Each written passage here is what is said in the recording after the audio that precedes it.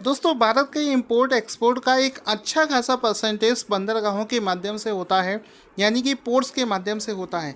और एसएससी और railway exam में भी भारत के समुद्री इलाकों से जुड़े हुए जितने भी पोर्ट्स हैं, जहां से आयात और निर्यात इंपोर्ट एक्सपोर्ट का काम होता है, ये क्वेश्चन अक्सर एग्ज़ाम में पूछ लिए जाते हैं। तो इस वीडियो में इसके बारे में मैं आपको पूरी एक लिस्ट प्रदान करूंगा जिसके क्वेश्चन एग्ज़ाम में पूछे जाते हैं। उससे पहले देखते हैं कि करंट अफेयर्स में इसको लेकर क्या क्वेश्चन बन सकता है। तो यहाँ पर आप देखोगे, इसके रिगार्डिंग क्वेश्चन क्या बना है वो समझते हैं। भारत और मालदीव के बीच में पहली प्रत्यक्ष कार्गो फेरी सेवा को भारत के किन बंदरगाहों को मालदीव के बंदरगाह से जोड़ा जाएगा। तो यहाँ पर क्वेश्चन ये है कि भारत और मालदीव देश के बीच में एक डायरेक्ट कार्गो फेरी सर्विसेज की शुरुआत करी गई है, यानी कि भारत और मालदीव के बीच में डायरेक्टली अब हम लोग कार्गो सेवा का फ़ायदा उठा सकेंगे। तो इसमें भारत के किस बंदरगाहों को, किन बंदरगाहों को मालदीव के बंदरगाहों से जोड़ा गया है। तो आंसर देखो क्या हो जाएगा। एक तो टूटी कोरीन है और दूसरा है कोचीन। यहाँ पर देखो ऑप्शन में नहीं लिखा है, इसको कोचीन कर देंगे, यहाँ पर कांडला पोर्ट की जगह कोचीन हो जाएगा। टूटी कोरीन प्लस कोचीन, ठीक है। जब आपको ये पीडीएफ में दूंगा तो उसमें मैं ये एडिट करवा कर दूंगा। तो ये दो बंदरगाह हैं भारत के, टूटी कोरीन और कोचीन। इन दोनों बंदरगाहों को मालदीव के बंदरगाहों से जोड़ दिया जाएगा। किस वजह से? क्योंकि भारत और मालदीव के बीच में चूँकि पहली बार है, इस वजह से इम्पॉर्टेंट है, पहली डायरेक्ट कार्गो फेरी सर्विसेज की शुरुआत हाल ही में करी गई है। अब इसमें घुमा फिरा कर आपसे क्या पूछ सकता है? घुमा फिरा कर आपसे ये पूछा जा सकता है कि बताओ हाल ही में भारत और किस देश के बीच में डायरेक्ट कार्गो फेरी सर्विसेज की शुरुआत हुई है। तो आंसर हो जाएगा भारत और मालदीव के बीच में इसकी शुरुआत करी गई है। अब इसमें आप देख सकते हैं ऑप्शन नंबर सी इसका राइट आंसर हो जाएगा, जहां पर आपको कोचीन कर देना है वहां पर। अब इसमें आप देख सकते हो वीडियो कॉन्फ्रेंसिंग के माध्यम से भारत और मालदीव के बीच में ये समझौता हुआ है। और इसके लिए मैं आपको दिखाना चाहूँगा, देखो लिखा है India Maldives launch cargo ferry services connecting Tuticorin and Cochin, यानी कि टूटीकोरीन एंड कोचीन को हाल ही में बंदरगाहों को इससे जोड़ा जाएगा। अब इसके रिगार्डिंग हम लोग इम्पॉर्टेंट पॉइंट्स देखते हैं, क्या क्या पॉइंट्स यहाँ पर बन सकते हैं। पॉइंट्स यहाँ पर ये हैं, ये जो कार्गो है इसको हम लोग हिंदी में ऐसे समझ सकते हैं, मालवाहक नौका, जो कि माल को लेकर भारत से मालदीव जाएगी और वहाँ से माल को लेकर भारत आएगी। तो इसमें हमने ये तो जान लिया कि भारत के कौन कौन से बंदरगाह हैं, इसमें मालदीव के कौन कौन से बंदरगाह हैं। तो मालदीव का एक तो माले और दूसरे एक बंदरगाह है जिसका नाम है कुल्धू हुफुसी नाम से एक बंदरगाह है, जिसको भारत के तूतीकोरीन और कोचीन बंदरगाह से जोड़ा गया है। अब अगर हम लोग पूरे वर्ल्ड इसको मैप पर देखें, मैप में देखने से पहले मैं आपको दिखा देता हूँ दोनों पोर्ट। ये है इंडिया के पोर्ट्स और इस तरफ आपको मालदीव के पोर्ट्स दिख रहे हैं। ये है तूतीकोरीन पोर्ट्स, कोचीन पोर्ट इंडिया के, इनको जोड़ दिया जाएगा माले पोर्ट, और ये कुल्हू-धू-फुसी पोर्ट जो कि मालदीव में स्थित है। अब अगर इसको हम लोग देखें कि भारत के कौन कौन से पोर्ट्स को जोड़ा गया है, तो सबसे पहले देखो मालदीव कहाँ पर स्थित है। ये इंडिया का मैप है, इसमें आप देखोगे तो मालदीव पूरे वर्ल्ड के मैप पे यहाँ कहीं पर स्थित है। तो इसकी कनेक्टिविटी देने के लिए आपको अलग कलर से दिखा देता हूँ कि एक तो रास्ता बनाया गया है ये कोचीन को लेकर, और दूसरा रास्ता बनेगा इस तरीके से तूतीकोरीन को। तो इन दोनों पोर्ट्स के माध्यम से भारत और मालदीव के बीच में एक डायरेक्ट फेरी सर्विस को चलाया गया है, सो दैट आयात और निर्यात को आसानी हो सके।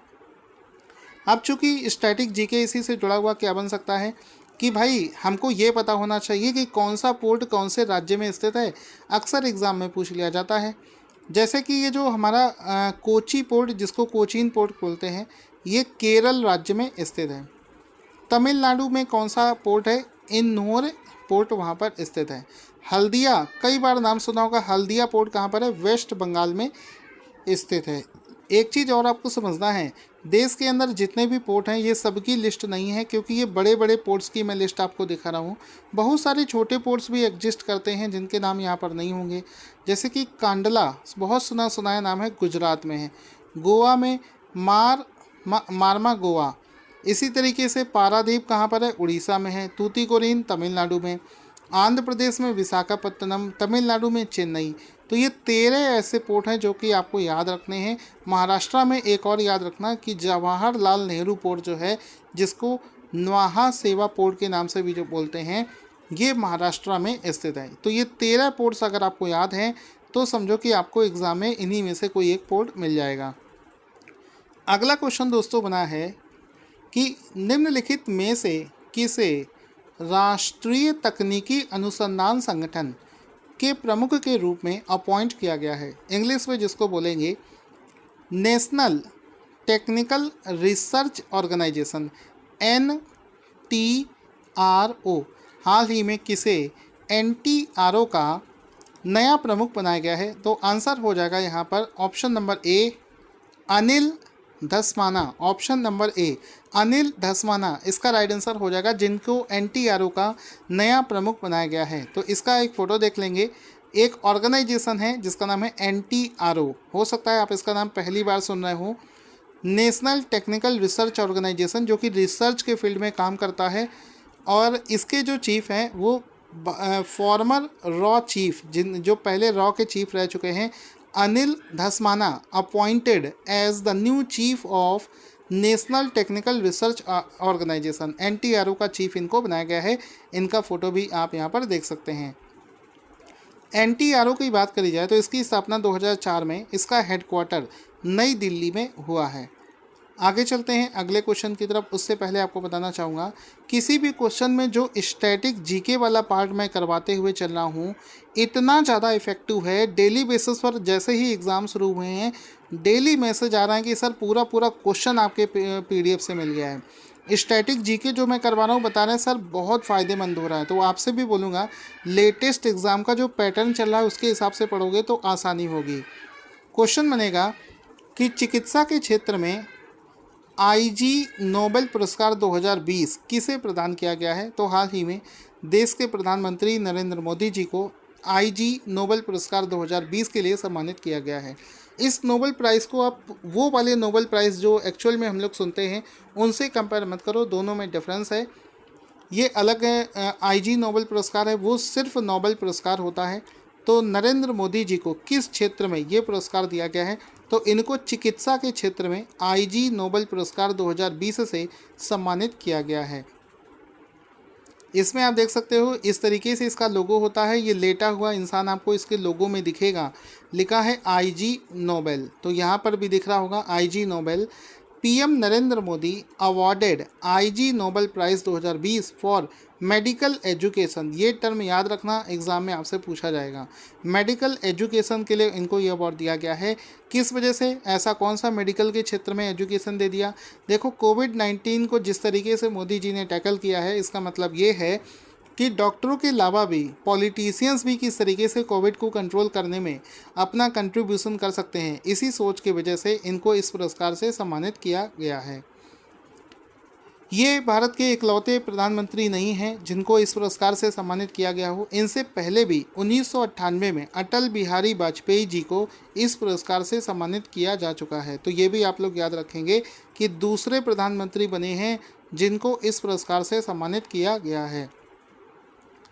क्वेश्चन बनता है कि वर्ष 2020 का इटालियन ओपन का जो खिताब है वो किस खिलाड़ी ने जीत लिया है?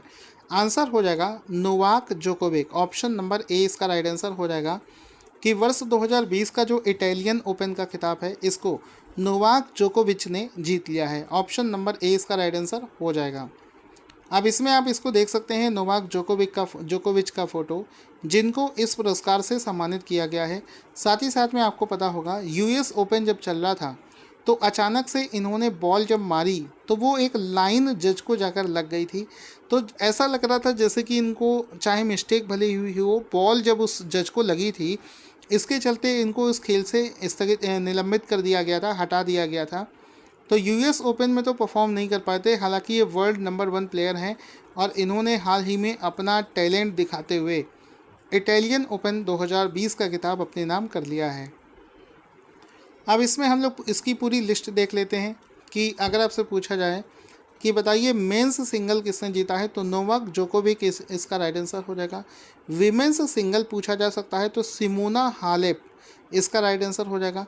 बाकी मेंस डबल और मेंस विमेंस डबल ये नहीं पूछा जाता है, फिर भी आप लोग इसको चाहें तो देख सकते हैं, ये दोनों एग्ज़ाम में पूछे जाते हैं। आगे चलते हैं, कारकों वाला क्वेश्चन हम लोग कर चुके हैं। साथ ही साथ मैं आप लोगों से बोलूँगा कि अगर आप लोग जनवरी से लेकर अगस्त तक का करंट अफेयर्स लेना चाहते हैं तो वीडियो के डिस्क्रिप्शन में लिंक है, जाकर लेकर रिवीजन करना शुरू कर दो। पीएम मोदी ने हाल ही में राज्य के सभी गांवों को ऑप्टिकल फाइबर से जोड़ने के लिए घर तक फाइबर परियोजना का उद्घाटन किया है। किस राज्य में किसको किया है, तो आंसर हो जाएगा बिहार। ऑप्शन नंबर बी इसका राइट आंसर हो जाएगा। इसमें पीएम मोदी जी ने अनाउंस किया है कि बिहार के जितने भी गांव हैं सभी में ऑप्टिकल फाइबर सेवा है, उसके माध्यम से जोड़ने की योजना को हाल ही में मोदी जी ने उद्घाटन किया है। तो ऑप्शन नंबर बी बिहार इसका राइट आंसर हो जाएगा। इसमें आप देख सकते हो लिखा है हर गांव में ऑप्टिकल फाइबर के द्वारा इंटरनेट, शुभारंभ श्री नरेंद्र मोदी। और ये वीडियो कॉन्फ्रेंसिंग के माध्यम से लिखा है Bihar to become first state to connect all villages by optical fibre. मतलब बिहार पूरे भारत का पहला ऐसा राज्य बनेगा जिसमें कि हर गांव को ऑप्टिकल फाइबर से जोड़ा जाएगा। लिखा है PM Modi inaugurates project to improve infra and connectivity. PM Modi ने इसका उद्घाटन किया है। तो एक और टर्म हमें यहाँ पर मिला है कि पूरे भारत का पहला ऐसा राज्य कौन सा बना है जिसमें प्रत्येक गांव को ऑप्टिकल फाइबर से जोड़ा जाएगा, तो आंसर हो जाएगा बिहार पूरे भारत का पहला ऐसा राज्य बनेगा जिसमें कि प्रत्येक गांव को इसमें जोड़ा जाएगा। दोस्तों, अगर आपको हमारा करंट अफेयर्स अच्छा लगता हो तो इसको सपोर्ट भी करिए। आपके सपोर्ट के बिना हम ऐसे इतना अच्छा करंट अफेयर्स नहीं बना सकते हैं। सीधी सी बात है, कोई आपकी जितनी भी तारीफ़ करेगा आप वो काम उतना अच्छा करते हैं। तो वीडियो को लाइक तो करना ही है, साथ ही साथ में वीडियो ख़त्म होने पर इसको शेयर भी करना है। क्वेश्चन बनेगा कि 10 बार माउंट एवरेस्ट पर चढ़ने वाले पहले व्यक्ति जिसका नाम है अंगरीता शेरपा, ANG अंगरीता शेरपा का निधन हो गया है, वह किस देश के रहने वाले थे?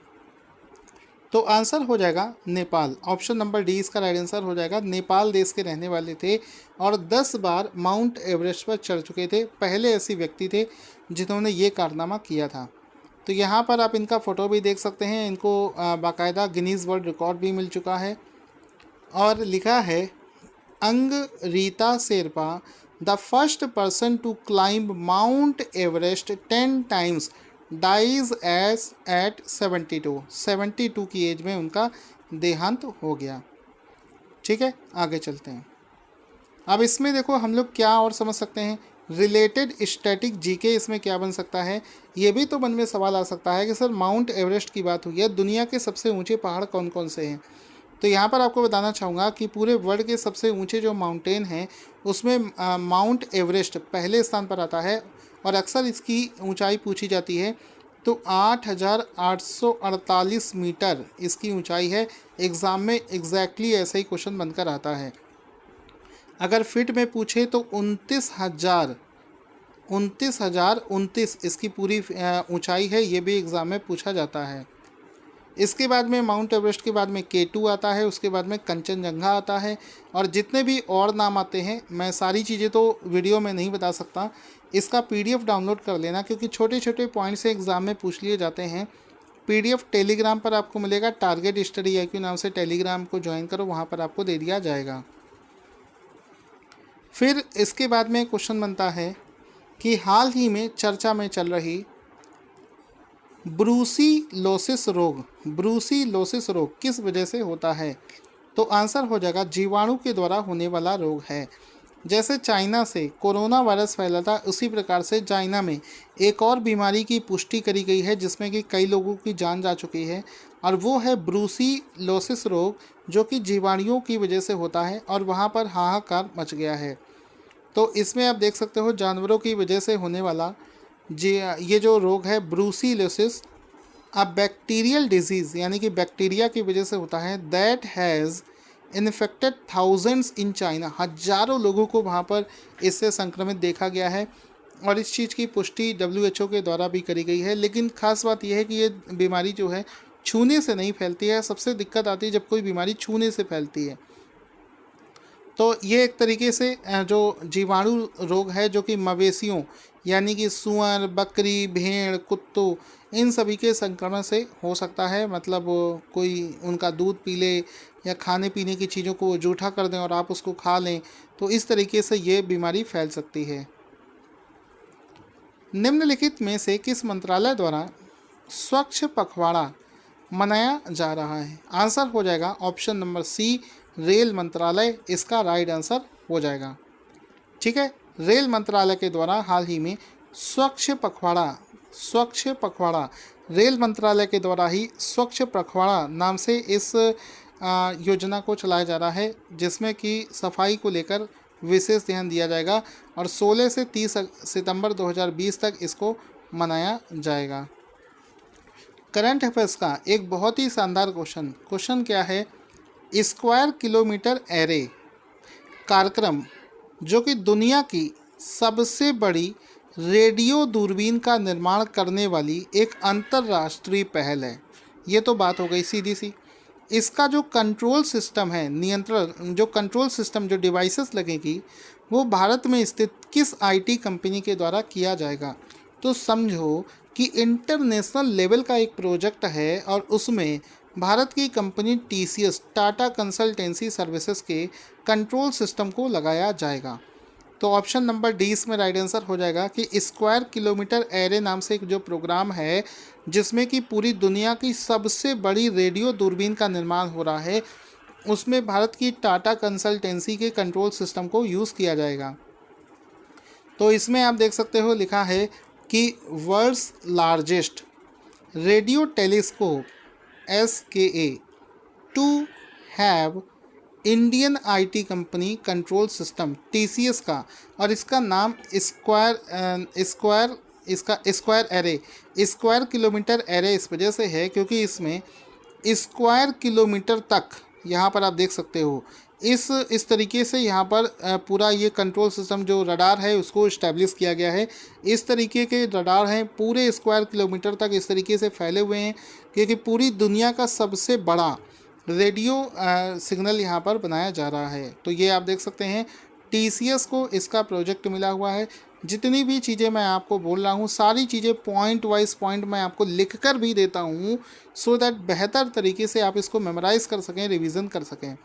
ये जो प्रोजेक्ट है इसको दक्षिण अफ्रीका में बनाया जा रहा है।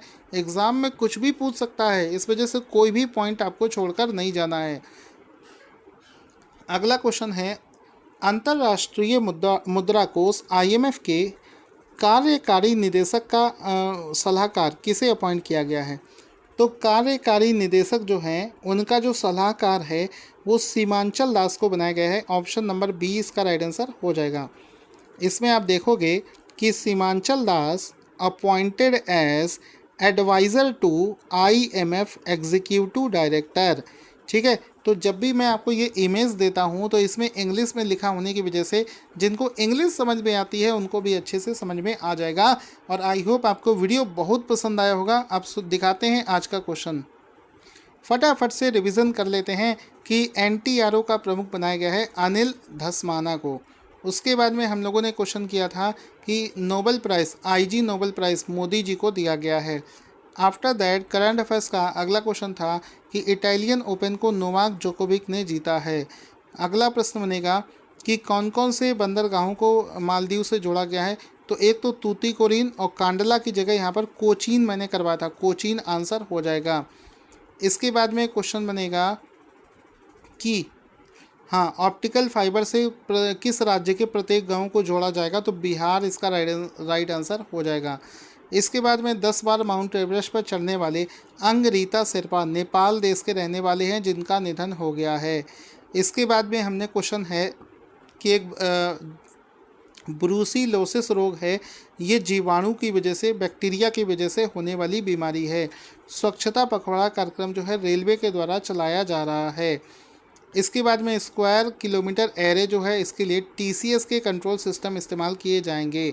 आईएमएफ में कार्यकारी एग्जीक्यूटिव डायरेक्टर का जो सलाहकार है वो सीमांचल दास को बनाया गया है।